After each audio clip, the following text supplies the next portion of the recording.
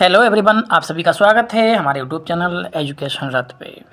तो दोस्तों, आज की जो क्लास होने वाली है वो पेडागोजी मनोविज्ञान, उसमें एक टॉपिक है भाषा विकास, लैंग्वेज डेवलपमेंट।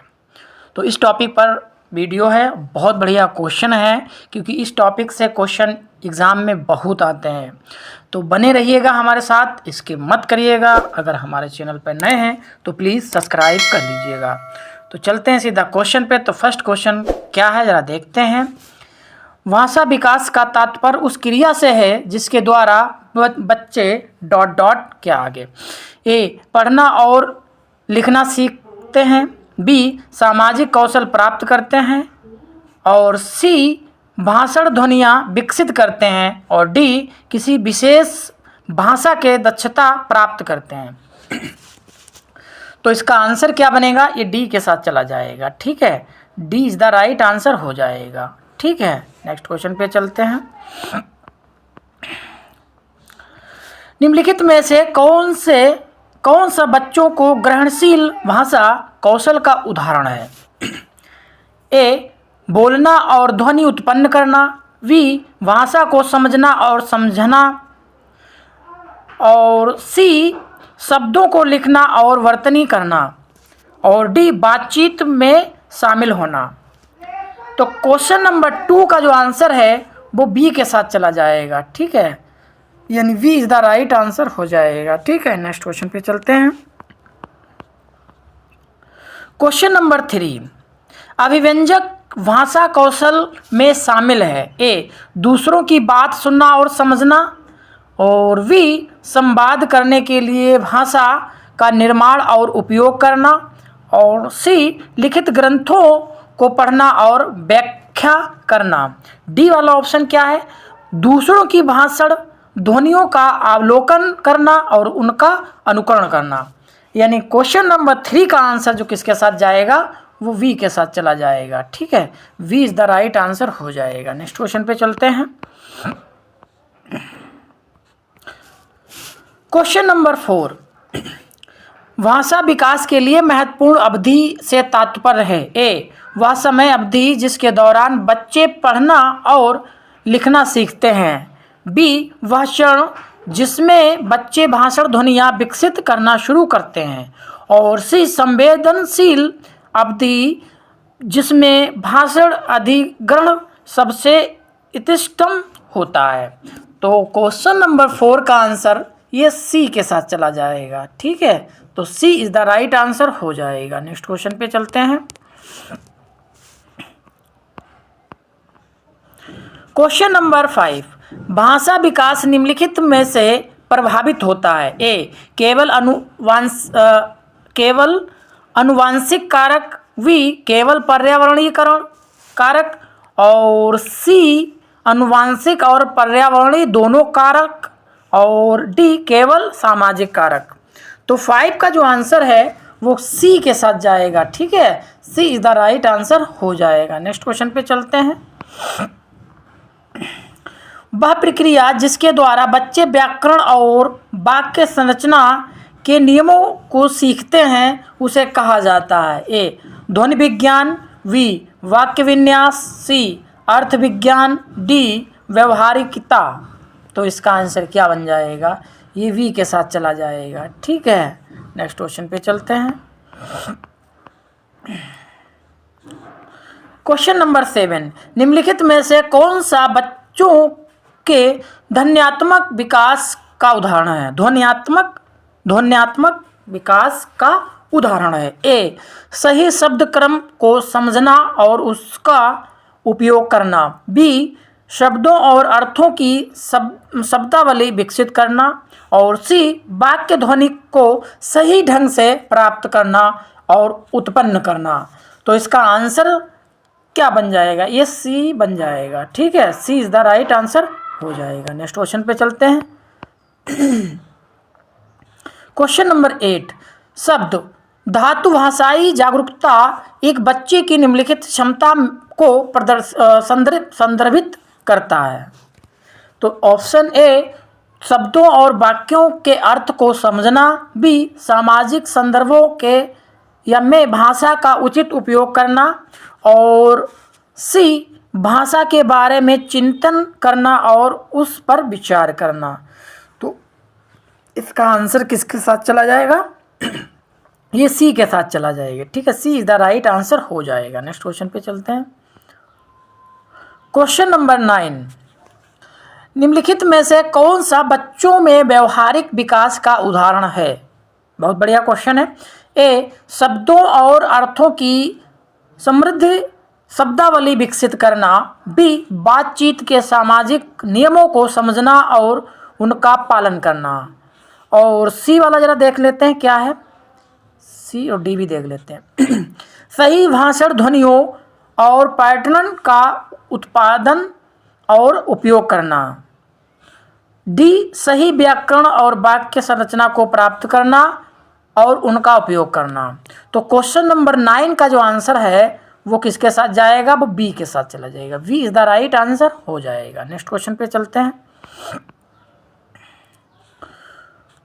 क्वेश्चन नंबर 10, संयुक्त ध्यान बच्चों की इस क्षमता को संदर्भित करता है। ऑप्शन ए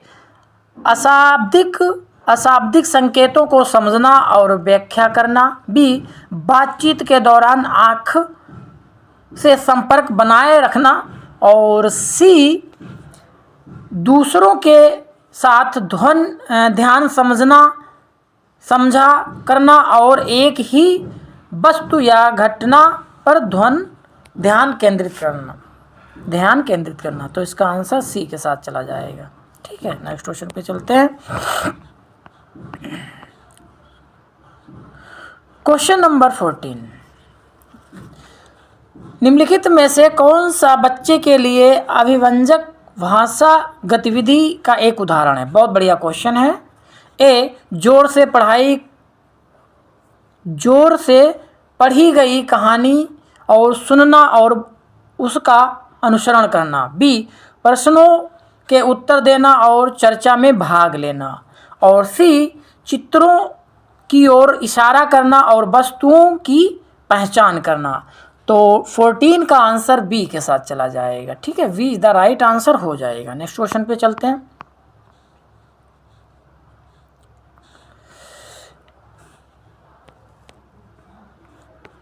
टेलीग्राफिक स्पीच शब्द का अर्थ है, तो इसका क्या अर्थ है? ऑप्शन देखते हैं। ए संचार के लिए टेलीफोन का उपयोग, बी व्याकरणिक चिन्हों के बिना सरल और संक्षिप्त वाक्यों का उपयोग, और सी भाषा सीखने में सहायता के लिए दृश्य सहायता और हाव भाव का उपयोग। तो इसका आंसर जो बनेगा वो वी के साथ चला जाएगा। ठीक है, V is the right answer हो जाएगा। साथियों, आज की जो क्लास है ना बहुत बढ़िया है, क्योंकि बहुत अच्छे क्वेश्चन हैं और ये क्वेश्चन सब रिपीटेड हैं आए हुए एग्जाम में, इतना ध्यान रखना। तो बस फुल वॉच करिए इसको। तो क्वेश्चन नंबर 16 क्या है जरा देखते हैं। निम्नलिखित में से कौन सा ग्रहणशील भाषा कौशल का उदाहरण है? ए सही व्याकरण और वाक्य संरचना का उपयोग करना, बी बातचीत के दौरान बारी बारी से बात करना, सी निर्देशों को समझना और उनका पालन करना, डी बातचीत शुरू करना और उसे बनाए रखना। तो 16 का आंसर जो है वो सी के साथ चला जाएगा। ठीक है, नेक्स्ट क्वेश्चन पे चलते हैं। क्वेश्चन नंबर 17, भाषा विकास में अति सामान्यीकरण की प्रतिक्रिया से तात्पर्य है? ए जटिल और परिष्कृत शब्दावली का उपयोग, और बी अपवादों सहित सभी संदर्भों में व्याकरणिक नियमों का अनुप्रयोग, और सी अलंकारिक भाषा को समझने और व्याख्या करने की क्षमता। तो 17 का जो आंसर बनेगा वो क्या बनेगा? वो वी के साथ चला जाएगा। ठीक है, V is the right answer हो जाएगा। नेक्स्ट क्वेश्चन पे चलते हैं। क्वेश्चन नंबर 18, ध्वन्यात्मक जागरूकता से तात्पर्य एक बच्चे की निम्नलिखित क्षमता से है? ए शब्दों के अर्थ को समझना और व्याख्या करना, बी संचार में उचित हाव भाव और शारीरिक भाषा का उपयोग करना, और सी शब्दों में व्यक्तिगत ध्वनियों को पहचानना और उनका उपयोग करना। तो इसका आंसर 18 का सी के साथ चला जाएगा। ठीक है, नेक्स्ट क्वेश्चन पे चलते हैं। क्वेश्चन नंबर 19, समीपस्थ विकास का क्षेत्र से तात्पर्य है। ए, शब्दावली शब्दों की श्रेणी जिसे बच्चा समझ सकता है। बी, सामाजिक संपर्क और संचार कौशल का स्तर।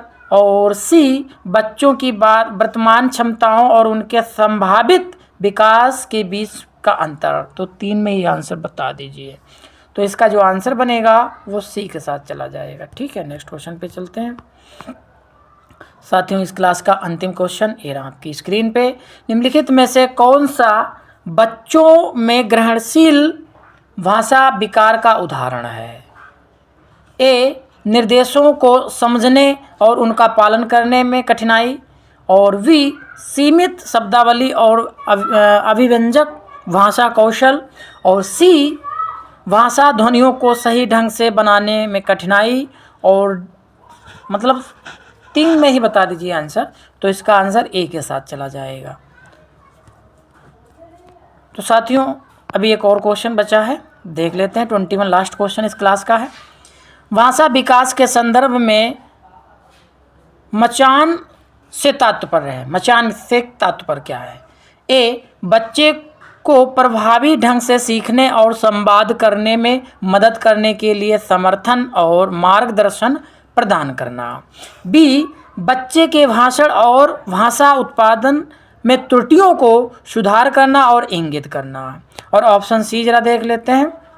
भाषा सीखने का समर्थन करने के लिए दृश्य सहायता और हाव भाव का उपयोग करना। और डी, स्वतंत्र भाषा अन्वेषण और आत्मविश्वास अभिव्यक्ति को प्रोत्साहित करना। तो इसका आंसर क्या बन जाएगा। 21 का आंसर जो है वो किसके साथ चला जाएगा, वो ए के साथ चला जाएगा। ठीक है, तो A is the right answer हो जाएगा। तो साथियों, इतने क्वेश्चन थे। आई होप आपको वीडियो अच्छी लगी होगी। तो लाइक शेयर सब्सक्राइब करें। मिलेंगे नेक्स्ट क्लास में। Thank you.